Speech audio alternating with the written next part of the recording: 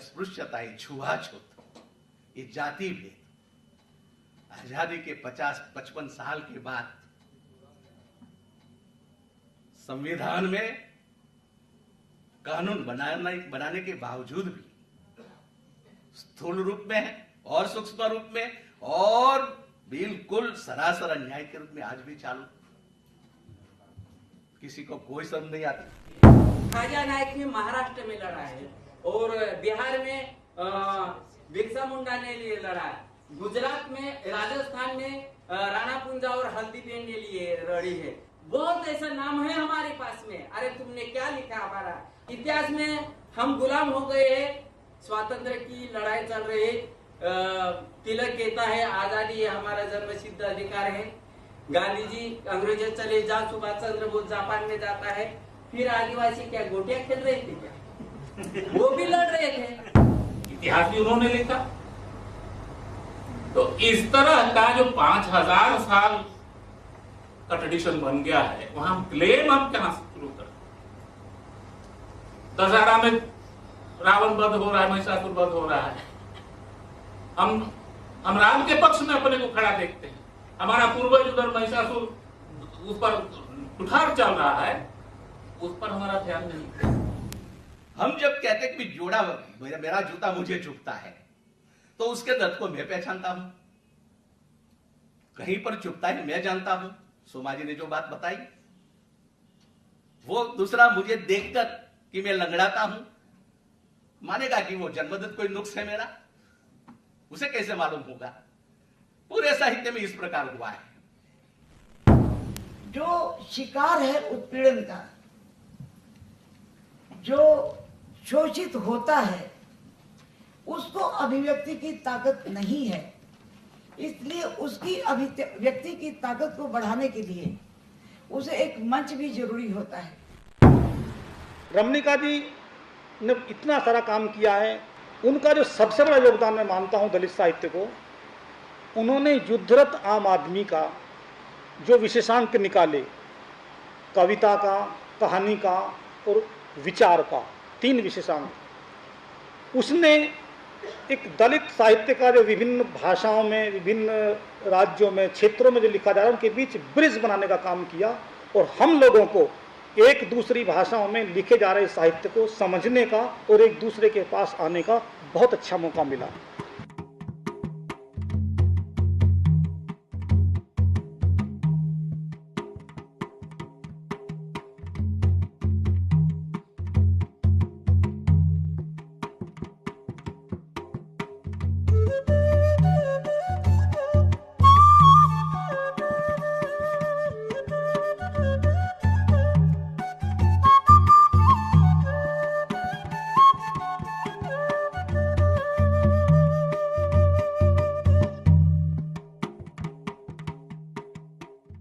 भारत में हजारों सालों से चली आ रही मनुवादी श्रेष्ठता आधारित भेदभाव पूर्ण विकृत संस्कृति में सभी अवर्ण शूद्र जातियों में पढ़ना लिखना वर्जित था और पंचम जातियों का तो पढ़ने का प्रयास भी दंडनीय था।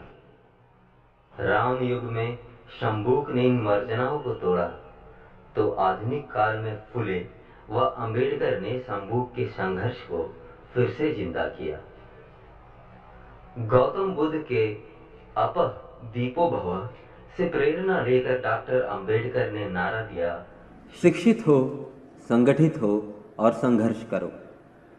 समानता, आज़ादी और भाईचारा के लिए अपनी अस्मिता और आत्मसम्मान को जागृत करो ताकि दूसरों का तुम्हारे प्रति और तुम्हारा अपने प्रति नजरिया बदले। शेर बनो, दया नहीं अधिकार मांगो। महाराष्ट्र जग गया। दलितों के कलम और बंद मुट्ठियों का संकल्प सदियों की गुलामी को तोड़ने के लिए कटिबद्ध हो गया। बाबा साहब भीमराव अंबेडकर ने जो चेतना व संघर्ष की नई राह चुनी, उसे हिंदी क्षेत्र में आने में काफी समय लगा। मजबूत सामंती जकड़न के बीच दलितों और स्त्रियों की छटपटाहट कभी कभार दिख रही थी, मगर संघर्ष का सोता फूट नहीं रहा था। दूसरी तरफ सदियों से सभ्यता से बहिष्कृत कर तथाकथित मूल धारा द्वारा जंगलों में बराबर खदेड़े जाने के बावजूद भी आदिवासी समाज अपनी जंगल, जमीन और अपनी अस्मिता को बरकरार रखे हुए था। पर उपनिवेशवादी हमलों, बाहरी आबादी की घुसपैठ के कारण उनके अस्तित्व पर भी खतरा मंडराने लगा था। वह विस्थापन, पलायन और अपने अस्तित्व के संकट से जूझ रहा था। इसलिए समूह, समाज या क्षेत्र की पहचान एक अहम मुद्दा बन चुकी थी। बाकी भारत में लड़ाइयाँ मजदूरों की चल रही थी, सत्ता कांग्रेस के हाथ से निकल चुकी थी, सांप्रदायिक समस्याएं भी जन्म ले चुकी थी। तो उस समय भारत कई तरह से आंदोलित था। अलग क्षेत्रीयतावाद कहते हैं, क्षेत्र बनाने का आंदोलन, अलग राज्य बनाने का आंदोलन, अलग भाषा की मान्यता का आंदोलन, जो हिंदू राष्ट्र बनाने का आंदोलन, और या फिर मजदूर किसान पर, और इधर हम लोग का आंदोलन लोकल के सवाल पर, ये कोलफील्ड लेबर यूनियन, इसके माध्यम से हम लोग लोकल का आंदोलन, लोगों को नौकरी दो, जिसे बाद में लोगों ने डोमिसाइल आंदोलन में बदला, ये चीज़ हम ही ने शुरू की थी। लड़ाई जब आगे बढ़ी तो इसके सांस्कृतिक पक्ष को सहेजने के लिए एक क्रियाशील मंच की जरूरत पड़ी।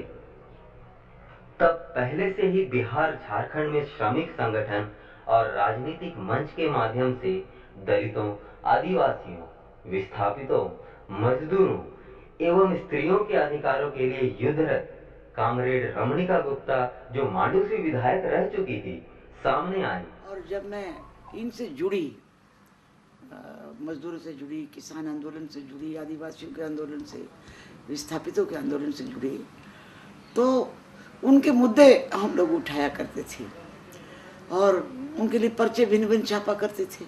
बहुत सी समस्याएं आती थी और उनके बारे में मैं कविता भी लिखती थी और भी कोई लोग कविता करते थे। तो हमने शुरू में तो कविता गोष्ठियाँ अपने घर करानी शुरू की, या सृजन का काम, साहित्य सृजन का, ताकि उनके विषय को लोग उठाएं, एक तरह के लोग जुटते थे। लेकिन उससे भी जब देखा काम नहीं चला और मजदूरों की सारी चीज़ों को हम एक्सप्रेस नहीं कर सकते थे खाली पर्चे के माध्यम से, तो हमने सोचा कि मजदूर, किसान, औरत और जिन भी चीज़ों पर हम सृजनरत हैं, सोचा कि पत्रिका निकाली जाए। और वो पत्रिका भी इसे नाम भी रखा चुन के, आम आदमी। चूँकि हमें आम आदमी नाम से मिला नहीं तो हमें युद्धरत उसमें जोड़ना होगा, तो युद्धरत जोड़ा। चूँकि उस समय आंदोलन ही आंदोलन था चारों तरफ। 1985 में हम लोगों ने पत्रिका का पहला इशू निकाला, 85-86 के बीच।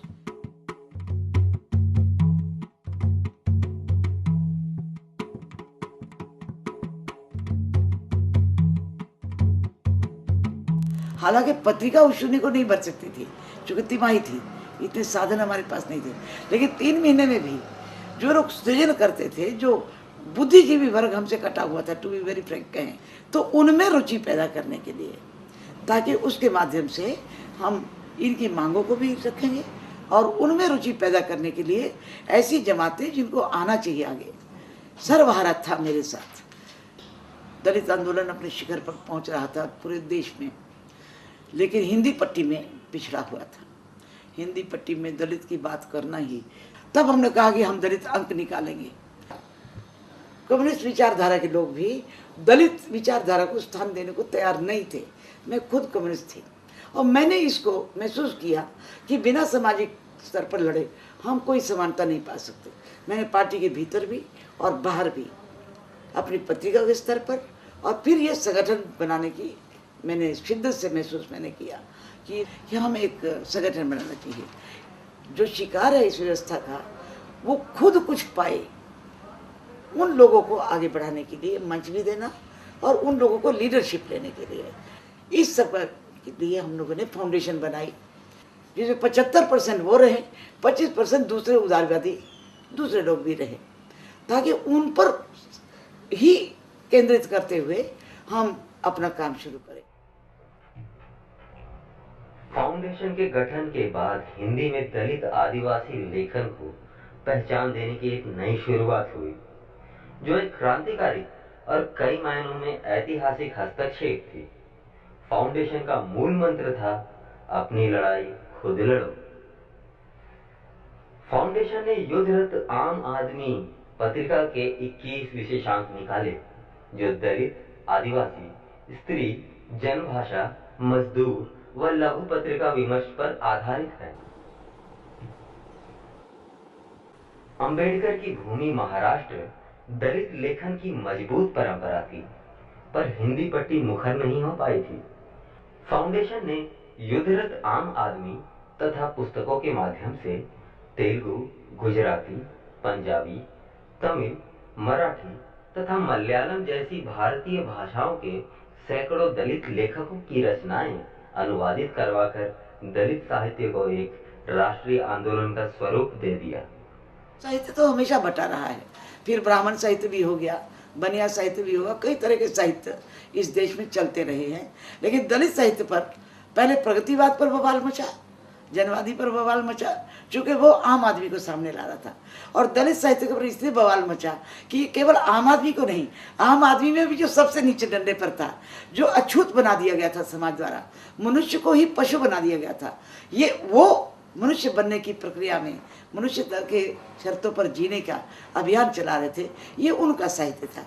इसलिए दरकार पड़ी कि जिन्होंने भोगा है उस कष्ट को वो लिखेगा, वो दलित जब लिखेगा वो ज़्यादा प्रामाणिक होगा।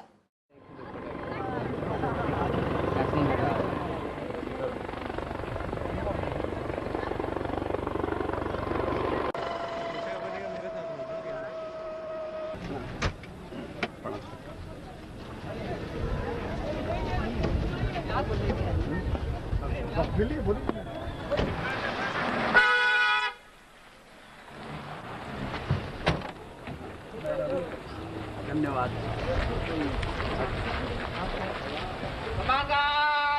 राष्ट्रीय सलोट, हिंदी में दलित लेखन की पहचान को और मजबूत करने तथा इनके सांस्कृतिक वजूद का गहरा एहसास कराने के उद्देश्य से फाउंडेशन ने 1997 में हजारीबाग के विनोबा भावे विश्वविद्यालय के साथ मिलकर हिंदी क्षेत्र में पहली बार अखिल भारतीय दलित लेखक सम्मेलन का आयोजन किया, जिसका उद्घाटन बिहार के तत्कालीन राज्यपाल डॉक्टर A.R. किदवई ने किया और मुख्य अतिथि थे अरुणाचल प्रदेश के तब के राज्यपाल श्री माता प्रसाद। श्री के नाग दलित उपकुलपति विनोबा भावे विश्वविद्यालय के अलावा देश के नामचीन दलित लेखक गंगाधर पांतावणे, सोहन पाल सुमनाक्षर, शरण कुमार लिम्बाले, सुशीला टाकभौरे, राजेंद्र यादव, मैनेजर पांडे, चमन लाल ने शिरकत की। इसके अलावा कई युवा लेखकों ने भाग लिया जो आगे चलकर दलित साहित्य आंदोलन में मील के पत्थर बने। यह सम्मेलन उत्तर भारत में अपनी तरह का पहला सम्मेलन था। इसमें बुद्धिजीवी, शिक्षकों, अभ्यर्थियों और मीडिया ने शिरकत की। युद्धरत आम आदमी त्रैमासिक, जिनकी प्रधान संपादक रमणिका गुप्ता है, मैं कुछ कहना चाहता हूँ। ये पत्रिका तो कहने के लिए है, पर इसके अंक ग्रंथ के समान हैं, बहुत मोटे हैं। बहुत से नए दलित साहित्यकारों को इसमें प्रोत्साहन भी दिया गया है। मैं रमणिका जी को और उनके जितने सहायक लोग हैं जो ये पत्रिका निकालते हैं, उन्हें इसके लिए बधाई देता हूँ।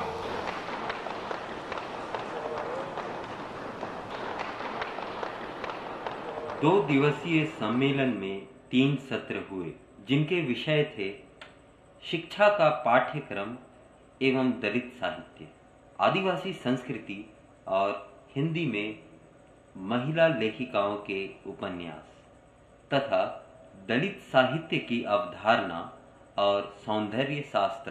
पत्रकारों ने कहा, अखबारों में एडिटोरियल लिख के कि ये दलित साहित्य तो दलित तो कभी साहित्य होता ही नहीं, ये तो हिंदी साहित्य का बेड़ा करने के लिए आया है।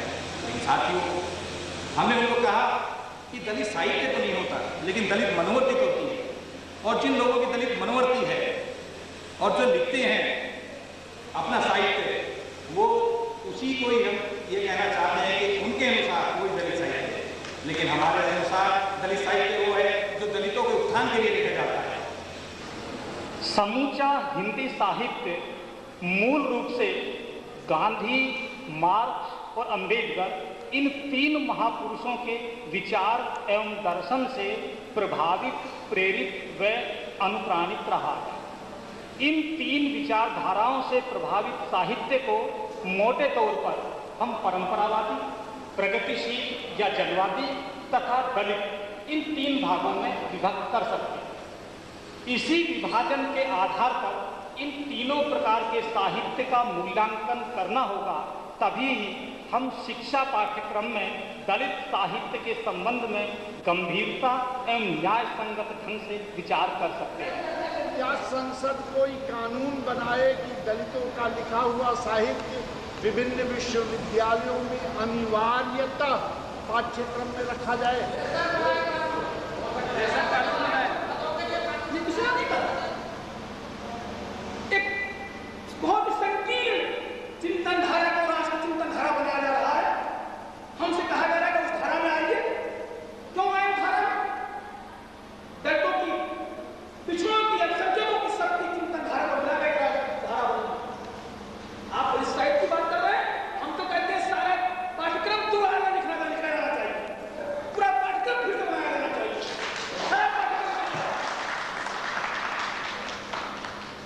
लेकिन साहित्य तो वही होता है जो दिल पर चोट करे, आपका मन बदले। तो हमने उस साहित्य को रचना के लिए बीड़ा उठाया जो दृष्टिकोण बदले लोगों का। तो रमणिका फाउंडेशन का एक उद्देश्य था दृष्टिकोण बदलने के लिए तैयार करना उन शक्तियों को, और वो दलित शक्तियाँ, आदिवासी शक्तियाँ आ सकें। कुछ लोग समझते हैं किसी भी भाषा में किसी तरह का साहित्य लिखा जा सकता है, ऐसा संभव नहीं है। अगर आप ध्यान दें तो भाषा का संवेदना से, संवेदना का यथार्थ से, यथार्थ का जीवन की स्थितियों से, जीवन की स्थितियों का इतिहास की प्रक्रियाओं से गहरा रिश्ता होता है।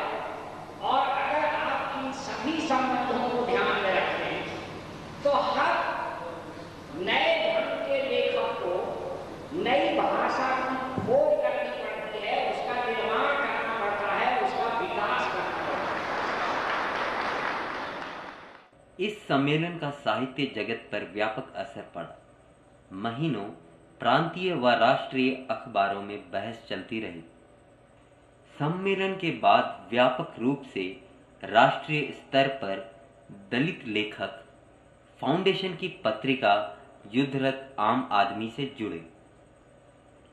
सम्मेलन के बाद फाउंडेशन ने दलित समुदायों से जुड़े सामाजिक व सांस्कृतिक मसलों पर पुस्तकों व पत्रिकाओं के प्रकाशन हेतु सहयोग की भी शुरुआत की, जिसके तहत हिंदी के 4 संकलन बहुचर्चित हुए।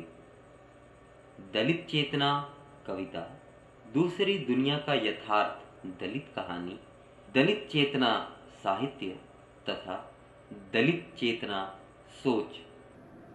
पहले अंक में पहली बार दलित चेतना कविता में 40 दलित कवि, दलित चेतना कहानी में 28 दलित कथाकार, दलित चेतना साहित्य में 12 दलित समाजसेवी साहित्यकार और दलित चेतना सोच में 28 दलित चिंतकों ने अपना योगदान दिया। दलित के पास कुछ नहीं है, जमीन नहीं है, वो हिंदू संस्कृति के बगल में ही रह के उसी का गुलाम बन के रहा है। वेरा जो आदिवासी थे, इनकी अपनी संस्कृति है, अपनी भाषा है, इन जंगलों में रहते थे, इनको सभ्यता बाहर किया गया था, लेकिन उस सभ्यता में रहते हुए इन्होंने एक शानदार सभ्यता को भी जिंदा रखा जो ये सभ्य समाज भूल गया है। तो उस मूल्यों को, समाज को जो विस्थापित हो रहा था, जिसके पास जमीन थी जमीन छीन रही थी, जंगल था जंगल में प्रवेश बंद हो रहा था, जिसकी भाषा थी भाषा नष्ट की जा रही थी, जिसकी संस्कृति थी संस्कृति पर हमला हो रहा था, तो फिर हमने उस साहित्य को भी आगे बढ़ाया और उसकी एक विदाई चलाई। आदिवासी साहित्य की हमने शुरू की 1998 में, पथिक वर्मा, अरावली उद्घोष के, उनके पाठकों ने लिखी कि आपने दलित साहित्य पर तो कहानियों का संकलन छाप दिया, कविता छाप दिया और कितनी किताबें छाप दी, 4 अंक निकाल दिए, लेकिन आदिवासियों को क्यों छोड़ दिया? हालांकि उसमें भी कुछ आदिवासी छपे थे, लेकिन उनकी संस्कृति की बातें उतनी नहीं थी। तब फिर हमने उनसे कहा कि ठीक है, आप राजस्थान से मदद कीजिए, मैं इधर। तो फिर हमने आदिवासी अंक निकालने की घोषणा की और वो पहला हमारा अंक आया आदिवासी स्वर और 21वीं सदी। फिर दूसरा अंक आया उसी का। वर्ष 2000 में ही तेलुगु साहित्य में दलित दस्तक प्रकाशित हुई, जिसमें 45 दलित लेखकों ने रचनात्मक सहयोग दिया। उसी वर्ष फाउंडेशन की अध्यक्षा ने गुजरात यात्रा की। वहां के दलित लेखकों पर गुजराती साहित्य में दलित कदम विशेषांक निकाला, जिसमें 53 दलित लेखक शामिल हुए।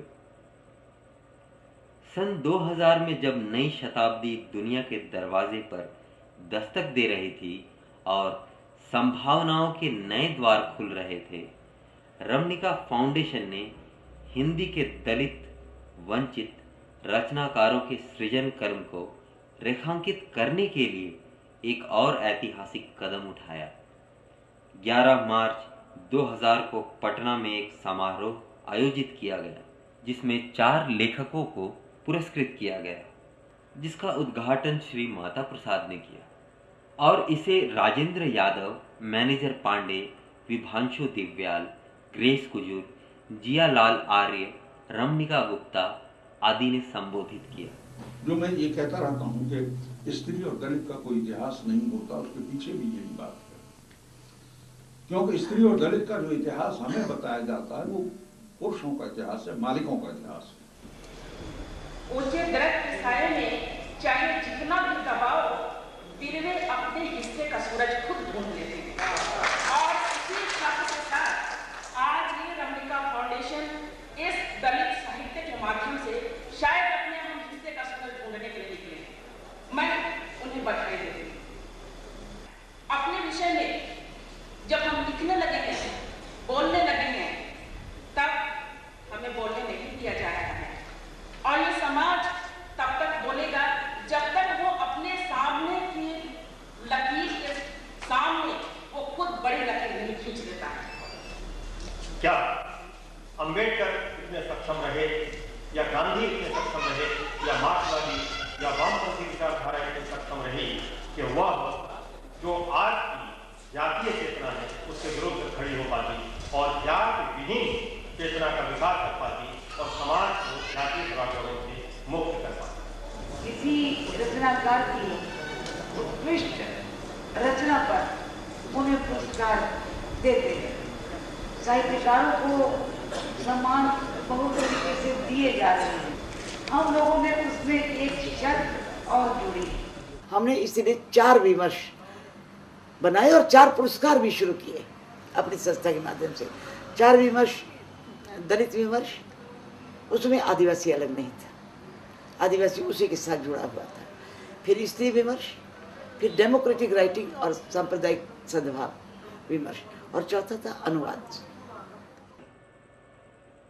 इस आयोजन में दलित कथा लेखक प्रहलाद चंद्र दास को पुटूस के फूल कथा संग्रह के लिए बिरसा मुंडा सम्मान, सुश्री ममता कालिया को बोलने वाली औरत कथा संग्रह के लिए सावित्रीबाई फुले सम्मान, फूलचंद गुप्ता को इसी माहौल में कविता संग्रह के लिए सफदर हाशमी सम्मान और अहिंदी भाषा भाषी लेखकों के हिंदी लेखन के लिए कौशल्या बैसंत्री को उनके उपन्यास दोहरा अभिशाप को कामिल बुल के सम्मान दिया गया।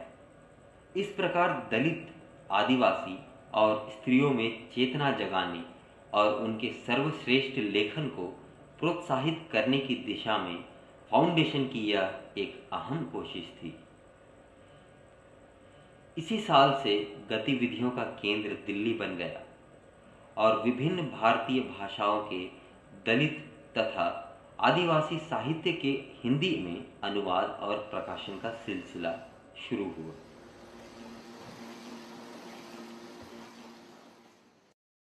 (2001-2002) में पंजाबी साहित्य अकादमी के सहयोग से फाउंडेशन ने दिल्ली के रविंद्र भवन में एक समारोह का आयोजन किया, जिसमें पंजाबी साहित्य में दलित कदम अंक का लोकार्पण प्रख्यात कथाकार राजेंद्र यादव ने किया। इसकी पुस्तक भी प्रकाशित हुई। जैसे दलित साहित्य जो अंबेडकर की सोच पर लिखा जा रहा है वही दलित साहित्य है। जर्मना दलित होकर बजरंग बली का पाठ लिखे तो वो दलित साहित्य नहीं है। उसको अंबेडकर की उस सोच, जिसमें मार्क्स की सोच भी शामिल है, फुले की सोच भी शामिल है, गौतम बुद्ध की सोच भी शामिल है और अंबेडकर की सोच भी, और मॉडर्न आज के युग की सोच शामिल है। ये सारी सोच इसमें शामिल है, वो दलित साहित्य है।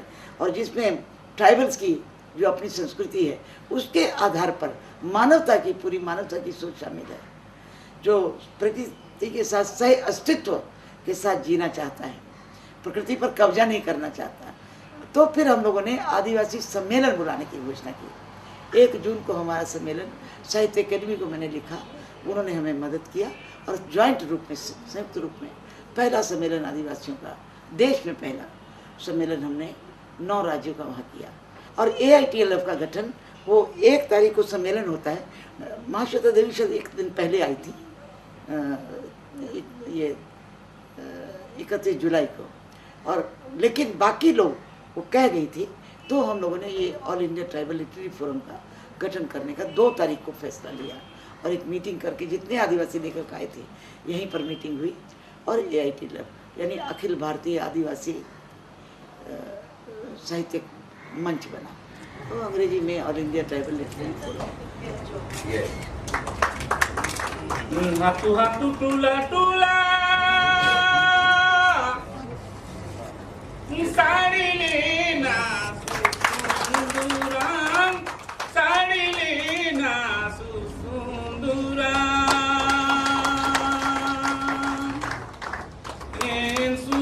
सुंदूराम को तेजार नको दुबान नीला नको चुंडुलान सुंदूराम को तेजार नको दुबान नीला नको चुंडुलान सुंदूराम को तेजार।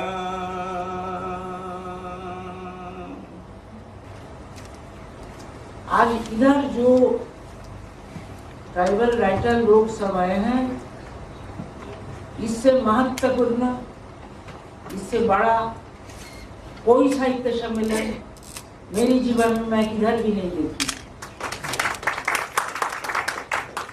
ज्ञानपीठ इसका बहुत पीछे है।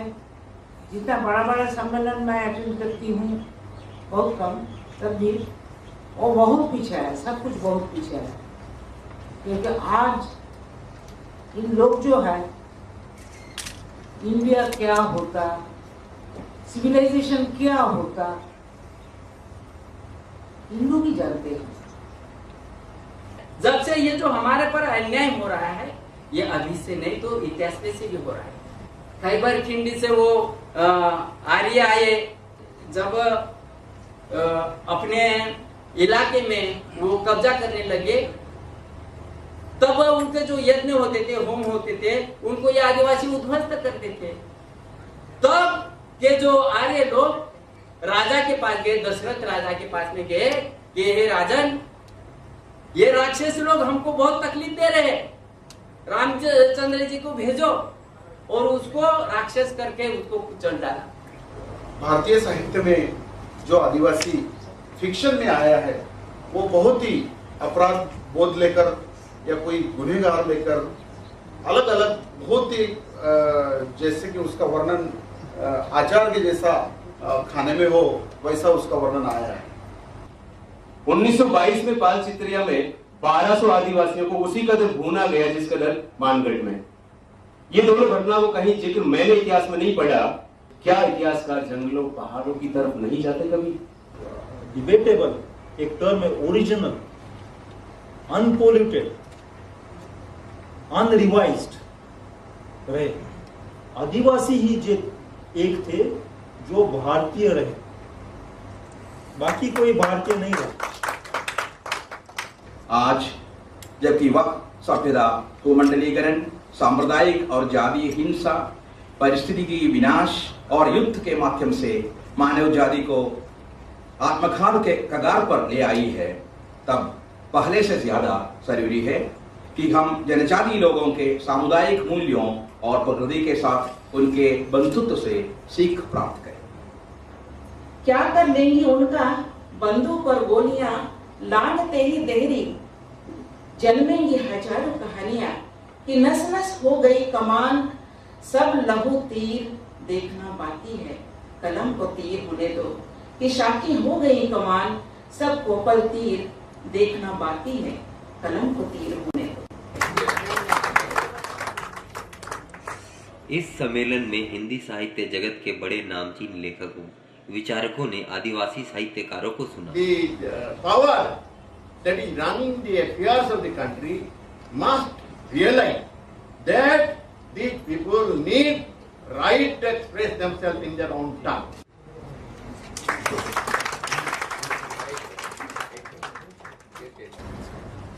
यह सम्मेलन फाउंडेशन के गौरवशाली इतिहास में एक मील का पत्थर है। इस सम्मेलन की गूंज कई स्तरों पर प्रतिध्वनित होने लगी। सम्मेलन के दूसरे दिन फाउंडेशन के कार्यालय में AITLF का गठन हुआ। इसके अध्यक्ष रामदयाल मुंडा तथा महासचिव वाहरू सोनवणे हुए। रमणिका फाउंडेशन को इसका समन्वयक बनाया गया और इसका 12 सूत्रीय एजेंडा प्रसारित किया गया।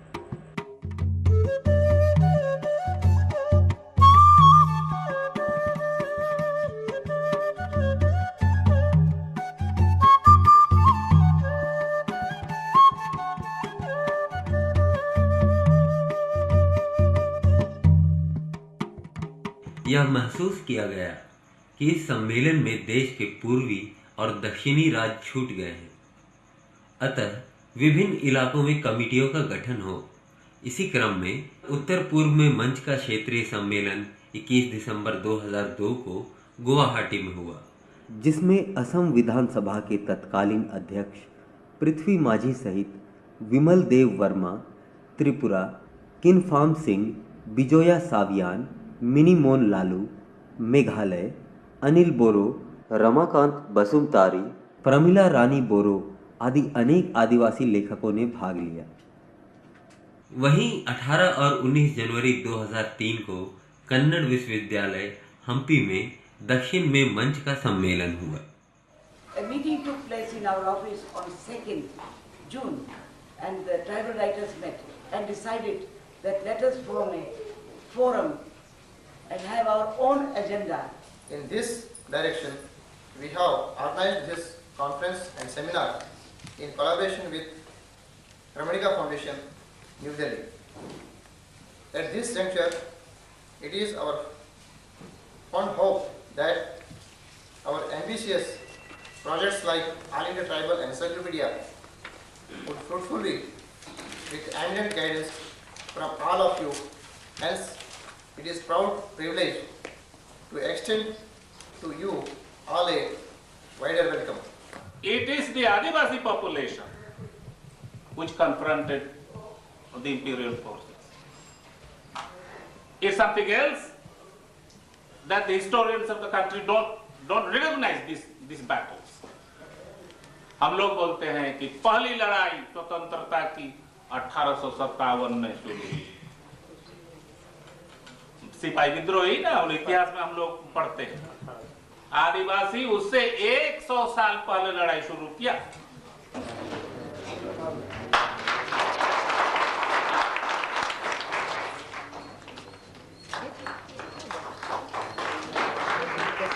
अपने गौरवशाली परंपरा को आगे बढ़ाते हुए रमणिका फाउंडेशन ने सम्मान 2 की घोषणा की और 2003 में राजेंद्र भवन नई दिल्ली में पुरस्कार वितरण समारोह का आयोजन किया।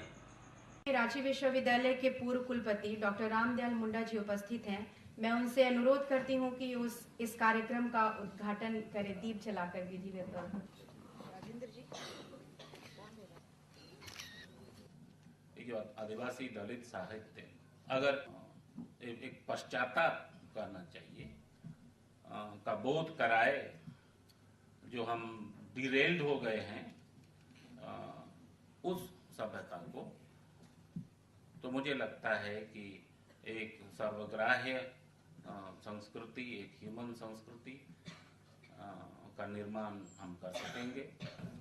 रमणिका फाउंडेशन की दो बहुत बड़ी उपलब्धियां हैं जिनको हमें मानना ही पड़ेगा।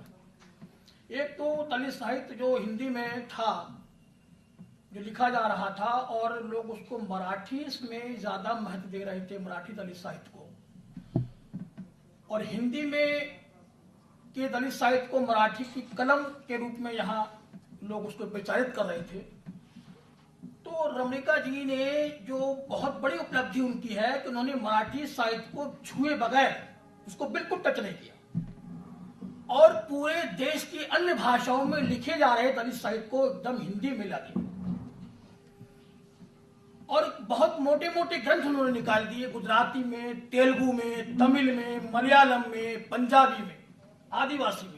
आदिवासी साहित्य के 2 खंड उन्होंने निकाले, और अभी तक मराठी दलित साहित्य पर उनका कोई अंत नहीं आया।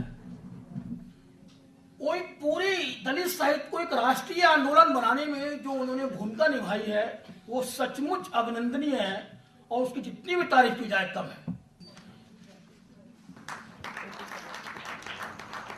पुरस्कृतों में श्री मोहनदास नैमिषराय को पत्रकारिता के लिए बिरसा मुंडा सम्मान, दिव्या जैन को सावित्रीबाई फुले सम्मान, अजय कुमार को सफदर हाशमी सम्मान और गिरीश पंकज को राजी स्मृति सम्मान प्रदान किया गया।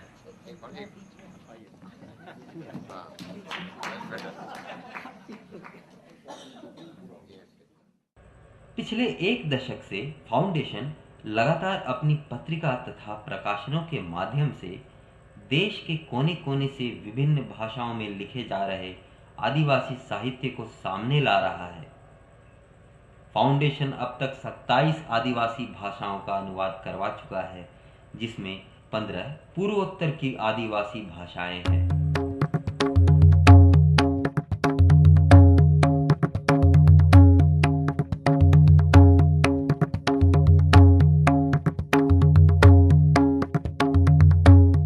फाउंडेशन आदिवासी साहित्यकारों को मंच देने, उनका सशक्तिकरण करने एवं उन्हें राष्ट्रीय फलक पर लाकर उनमें नेतृत्व पैदा करने हेतु प्रयासरत है। सफर चलता रहा, कई पड़ाव आते रहे।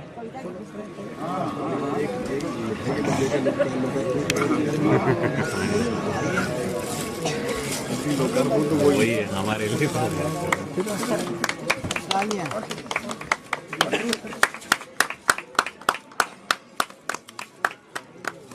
बधाई रमणिका जी को, बहुत बहुत बधाई।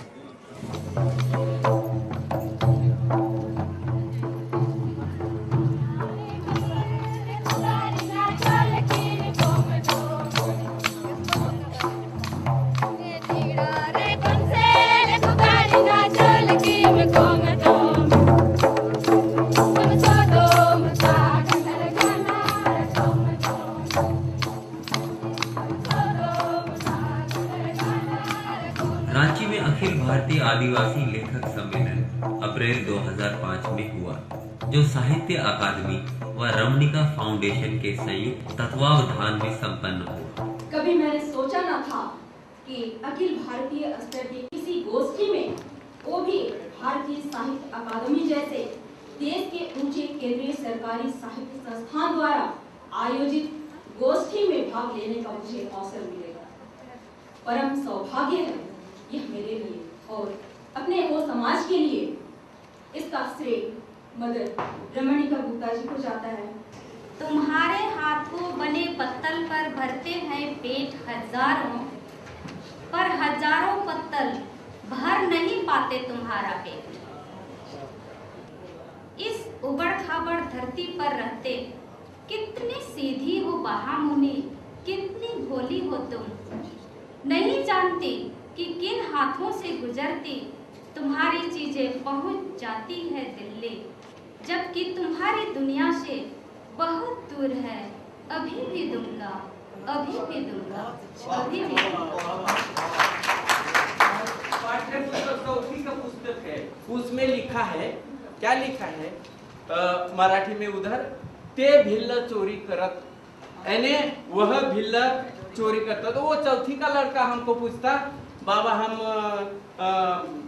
भिल है तो क्या हम चोरी करते हैं? अरे तो और चोरी करता और बाकी कुछ नहीं करते। पहले का जो इतिहास बनी चाहे जो इतना हमारे काव्य बनी संस्कृति या दूसरी भाषा में, उस भाषा में आदिवासी लोगों को विकृत रूप में दिखाया गया। आज जिसको असुर कहते हैं, जिसको दानव कहते हैं, जिसको दैत्य कहते हैं, ये कोई दैत्य ये दुनिया में नहीं है, कोई दानव ये दुनिया में नहीं है। First of all, I would really like to thank Sahitya Academy for giving us this opportunity to be all together here in Jharkhand, in Ranchi. I would also like to thank Ramnika Madam for this great endeavor in bringing so many of us together. And I wish we had more of such deliberations and meetings, conferences, even the later day. Thank you.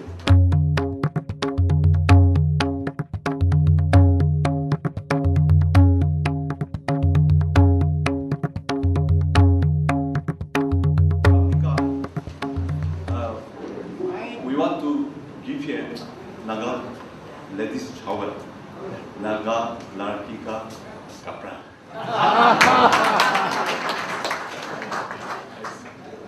As a common prayer.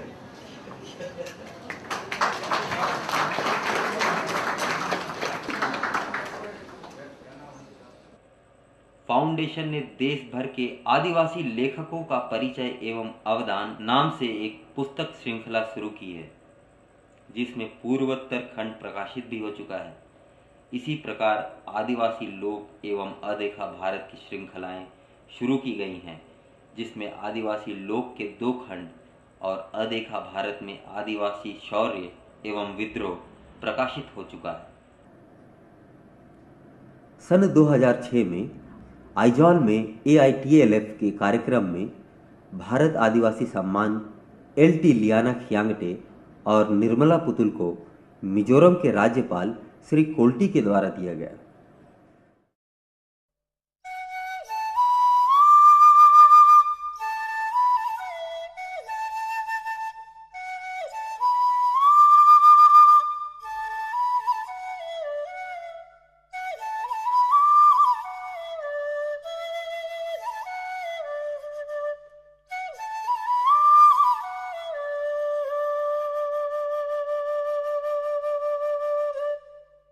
जिंदगी में असफल शब्द नहीं है मेरी dictionary में। जब तक मैं सफल नहीं हो जाती मेरा प्रयास जारी रहता है। तो प्रयास जारी रहना उसको स्ट्रेटजी कह सकते हैं कि 2 कदम पीछे हट के 4 कदम आगे बढ़ने की स्ट्रेटजी है मेरी। अगर कहीं मैं 2 कदम पीछे भी हटी हूँ तो वो आगे बढ़ने के लिए हटी हूँ, न कि असफल होकर हटी हूँ। तो इसीलिए कई सीढ़ियाँ पार की हमने और सीढ़ियाँ पार करेंगे। तो आप एक दिन में तो फलांग के ऊपर नहीं जा सकते ना, और ना हम सोचते हैं। वो फुनगी पर बैठने की मेरी इच्छा नहीं है। हम फुनगी से कई पेड़ निकल आए। हर जैसे कहते हैं लेट 1000 फ्लावर्स ब्लूम, तो 1000 फ्लावर ब्लूम करने के लिए 1000 लोगों के पास पहुंचना पड़ता है। तो हम अगर उसमें कुछ फूलों के पास पहुंच पाए हैं ये भी बहुत है। कुछ और पहुंचेंगे, हमारे बाकी लोग पहुंचेंगे।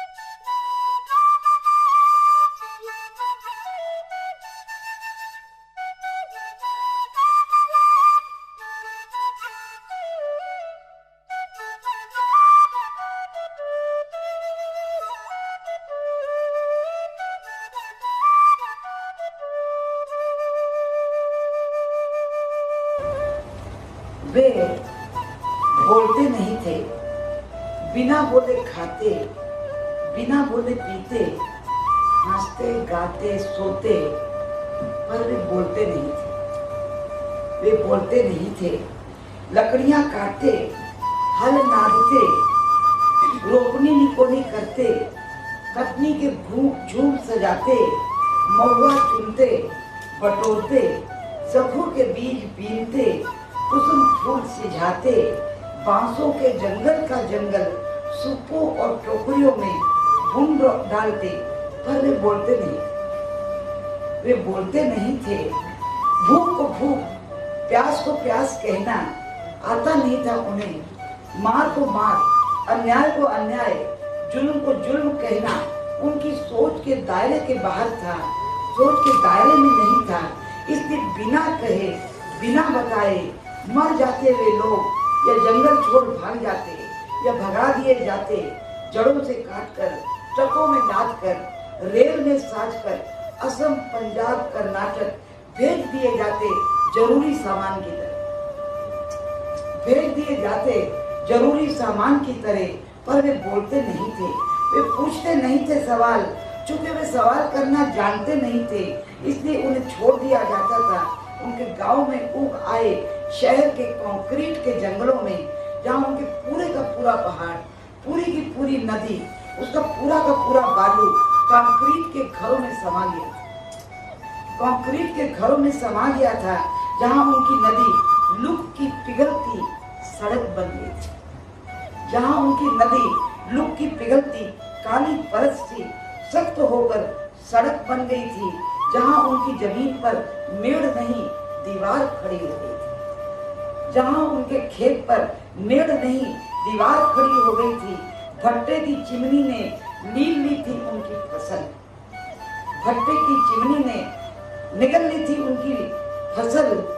विस्फोटों ने बदल दिए थे जल स्रोत, बिरवे सूख गए, धरती ऊसर, चूंकि वे बोलते नहीं थे, सोचने की बात तो दूर, पर अब वे बोलने लगे, पर अब वे बोलने लगे हैं। भूख को भोजन, प्यास को पानी, मार को लाठी कहना सीख गए, मार को लाठी कहना सीख गए हैं। अब वे सुनने लगे हैं सड़क के नीचे बहती अपनी नदी की कलकल चर्चा। अब वे सुनने लगे हैं सड़क के नीचे बहती अपनी नदी की कलकल छलछल।